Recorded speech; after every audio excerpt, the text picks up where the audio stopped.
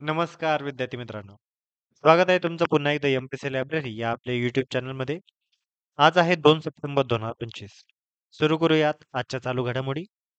सर्वप्रथम पाहूया कालचा एक प्रश्न. तर विद्यार्थी मित्रांनो, कालच्या व्हिडिओच्या शेवटी मी तुम्हाला एक प्रश्न विचारलेला होता. जगातील पहिल्या रोबो स्पर्धा कुठे पार पडल्या? तर याचं योग्य उत्तर आहे पर्याय क्रमांक 1 चीन. तर विद्यार्थी मित्रांनो, कालच्या व्हिडिओमध्ये मी तुम्हाला ऑलरेडी याबद्दलची सविस्तर अशी माहिती दिलेली होती, की जगातील पहिल्या रोबो स्पर्धा या बीजिंग या ठिकाणी पार पडलेल्या होत्या. बीजिंग हे ठिकाण चीनमध्ये आहे आणि आपल्याला याविषयी प्रश्न देखील विचारला जाऊ शकतो. त्यामुळे आपल्याला या माहिती असणं गरजेचं आहे. या स्पर्धेमध्ये जवळपास 16 देश आणि एकूण 280 संघ सहभागी झालेले होते. तर विद्यार्थी मित्रांनो, आता आपण आजच्या दिनविशेषला सुरुवात करूया. 2 सप्टेंबर 1946 आपल्याला माहीतच असेल, की हंगामी सरकार हे इतिहासामधील एक महत्त्वाचं पान होतं. तरी या हंगामी सरकारची स्थापना 2 सप्टेंबर 1946 या दिवशी झालेली होती. जवाहरलाल नेहरू यांच्या अध्यक्षतेखालील हंगामी सरकारची स्थापना करण्यात आलेली होती. 2 सप्टेंबर 1945 जपानने शरणागती पत्करल्यामुळे दुसरे महायुद्ध संपुष्टात आलेले होते.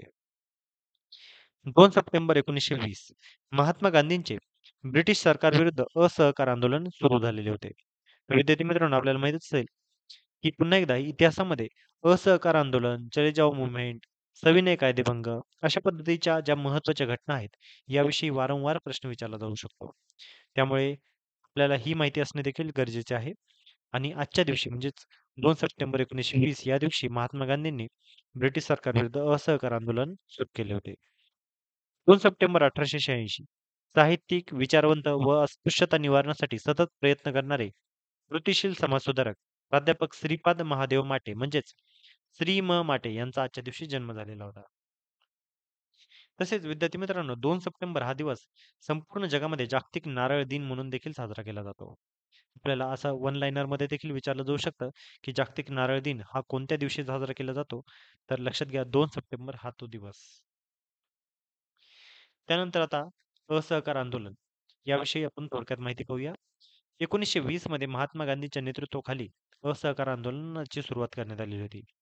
याची थोडक्यात पार्श्वभूमी काय? तर 1919 मध्ये जालियनवाला बाग हत्याकांड झालेले होते. त्यानंतर रौलट कायदा त्यावेळेस लागू करण्यात आलेला होता आणि खिलाफतचा प्रश्न देखील मोठ्या प्रमाणात चर्चेत होता. त्यामुळे या संपूर्ण घटनेच्या पार्श्वभूमीवर महात्मा गांधींनी असहकार आंदोलन सुरू केले होते. याचे मुख्य उद्दिष्ट काय? तर ब्रिटिश सत्तेविरुद्ध जनतेने असहकार दाखविणे व स्वराज्य मिळवणे. आता यामध्ये नेमकं काय करण्यात येतं? तर सरकारी नोकऱ्या, न्यायालय, शाळा कॉलेजांचा बहिष्कार हे देखील या असहकार आंदोलनामध्ये केले जाते. परकीय वस्त्रांचा बहिष्कार व स्वदेशीचा प्रचार करणे, कर न भरणे व शांतीपूर्ण आंदोलन करणे हे देखील या आंदोलनामध्ये करण्यात येते. आता याचा परिणाम काय? तर जनतेमध्ये राष्ट्रवादाची लाट मोठ्या प्रमाणात पसरली गेली. देशभर स्वदेशीचा प्रसार करण्यात आलेला आणि ब्रिटिश सरकार या घटनेमुळे खूप हादरले होते. याची चौरी-चौरा येथील झालेल्या हिंसाचारामुळे समाप्ती देखील झाली. चौरी-चौरा येथे 1922 मध्ये हिंसाचार झाला, ज्यामुळे गांधीजींनी हे आंदोलन मागे घेतले. आता या असहकार आंदोलनाचं महत्त्व काय? तर भारतीय स्वातंत्र्य लढ्यात प्रथमच जन आंदोलनाचे स्वरूप घेतले होते व ब्रिटिश राजवटीविरुद्ध मोठा हा टप्पा मानला जात होता. त्यानंतर आता पुढची चालू घडामोडी आपण पाहूया.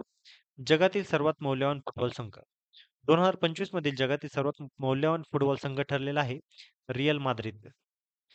ब्रँड फायनान्स याच्या अहवालानुसार हा संघ आता जाहीर करण्यात आलेला आहे.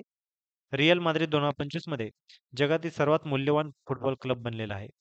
सलग दुसऱ्या वर्षी म्हणजे 2024 आणि 2025 मध्ये जगातील सर्वात मौल्यवान फुटबॉल क्लब ब्रँड म्हणून याची आता ओळख निर्माण झालेली आहे. या फुटबॉल संघाला ट्रिपल ए प्लस इतके रेटिंग भेटलेले आहे. आता यानुसार पहिले 3 क्लब कोणते आहेत? तर ऑब्व्हियसली पहिल्या क्रमांकावर रिअल माद्रिद, दुसऱ्या क्रमांकावर आहे एफ-सी बार्सिलोना आणि तिसऱ्या क्रमांकावर आहे मँचेस्टर सिटी. आणि हे तीनही क्लब अतिशय असे मौल्यवान संघ आहेत. यातील पहिला क्रमांक आहे रिअल माद्रिद या फुटबॉल संघाचा. त्यानंतर पुढची महत्त्वाची चालू घडामोडी म्हणजे गगनयानची एअर ड्रॉप चाचणी आता नुकतीच करण्यात आलेली आहे आणि अतिशय ती यशस्वी देखील ठरलेली आहे. गगनयानची एअर ड्रॉप चाचणी यशस्वी. इस्रोने गगनयान मोहिमेसाठी पहिली एकत्रित एअरड्रॉप चाचणी म्हणजेच IADT-01 ही यशस्वी केलेली आहे. ही चाचणी श्रीहरिकोटा येथे हवाई दल, DRDO नौदल व तटरक्षक दल यांच्या सहकार्याने झालेली आहे. या चाचणीमुळे पॅराशूट आधारित मंद यंत्रणा म्हणजेच डिसेलरेशन सिस्टीम यामध्ये प्रमाणित होण्यास आता मदत मिळणार आहे. गगनयान मोहिमेमध्ये भारताचे अंतराळवीर स्वदेशी यानातून अवकाशात जाऊन सुरक्षित परत येणार आहेत. अंतराळवीरांना सुखरूप जमिनीवर आणण्यासाठी एअरड्रॉप ही प्रणाली आवश्यक ठरणार आहे आणि या प्रणालीत आता कौशल्य अत्यावश्यक असणार आहे. त्यामुळेच आता ही चाचणी यशस्वी झाल्याने संपूर्ण जगाचे आता भारताकडे लक्ष लागून राहिलेले आहे. या गगनयान या मोहिमेसाठी निवडलेले 4 गगनयात्री कोण आहेत? तर सर्वप्रथम आहे ग्रुप कॅप्टन प्रशांत नायर. दुसरा आहे ग्रुप कॅप्टन अजित कृष्णन. तिसरे आहेत ग्रुप कॅप्टन अंगद प्रताप आणि चौथे आहेत ग्रुप कॅप्टन शुभांशु शुक्ला. आपल्याला माहितच असेल नुकतेच शुभांशु शुक्ला हे स्पेसएक्सच्या स्पेसक्राफ्टने अवकाशात अवकाशात जाऊन आलेले होते. आपण यांच्याविषयी ऑलरेडी मागील व्हिडिओमध्ये चर्चा केलेलीच आहे. तर आता या गगनयानची एअरड्रॉप यशस्वी चाचणी झाल्यामुळे पुन्हा एकदा ही चारही गगनयात्री चर्चेमध्ये आलेले आहेत आणि अगदी आपल्या परीक्षेच्या अनुषंगाने हे चारही गगनयात्री अतिशय महत्त्वाचे आहेत. आपल्याला याविषयी 100% प्रश्न विचारला जाऊ शकतो. एकतर MPSC प्रिलिम असेल, कंबाईनची परीक्षा असेल किंवा वेगवेगळ्या सर्व सेवा परीक्षा असतील. या सर्व परीक्षांमध्ये यांच्याविषयी कुठल्यातरी परीक्षेमध्ये प्रश्न विचारला जाईल. गगनयान ही भारताची पहिली मानवी अवकाश मोहीम असून देशासाठी हे ऐतिहासिक पाऊल देखील ठरणार आहे. तर विद्यार्थी मित्रांनो, या होत्या आजच्या चालू घडामोडी. तर आजच्या अतिशय महत्त्वाच्या अशा चालू घडामोडीवर आधारित आपण आता एक प्रश्न पाहणार आहोत. 1920 मध्ये स्वातंत्र्य लढ्यातील कुठली घटना घडलेली होती? प्रश्न पुन्हा एकदा वाचतो, नीट ऐका. 1920 मध्ये स्वातंत्र्य लढ्यातील कुठली घटना घडलेली होती? पर्याय क्रमांक 1 आहे सविनय कायदेभंग, पर्याय क्रमांक 2 आहे स्वदेशी चळवळ, पर्याय क्रमांक 3 आहे असहकार आंदोलन आणि पर्याय क्रमांक 4 आहे चले जाव चळवळ. तर या चारही घटना अतिशय महत्त्वाच्या आहेत आणि इतिहासाच्या अनुषंगाने आपल्याला या सर्व घटना माहिती असणं खूप गरजेचं आहे. तर आज जी काही घटना होती म्हणजेच आजच्या दिनविशेषमध्ये आपण ऑलरेडी याबद्दल चर्चा केलेली आहे.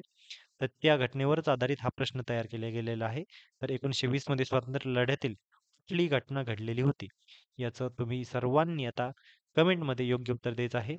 जो कोणी उत्तर योग्य देईल त्याच्या कमेंटला नक्कीच लाईक देण्यात येईल जेणेकरून इतरही विद्यार्थ्यांना त्याचं योग्य उत्तर समजेल. तसेच उद्याच्या व्हिडिओमध्ये देखील मी याविषयी तुम्हाला थोडक्यात माहिती देईन. तर विद्यार्थी मित्रांनो, या होत्या आजच्या चालू घडामोडी. तर अशाच अधिकाधिक इन्फॉर्मेटिव्ह कंटेंटसाठी आमच्या MPC लायब्ररी या यूट्यूब चॅनलला सबस्क्राईब करायला अजिबात विसरू नका.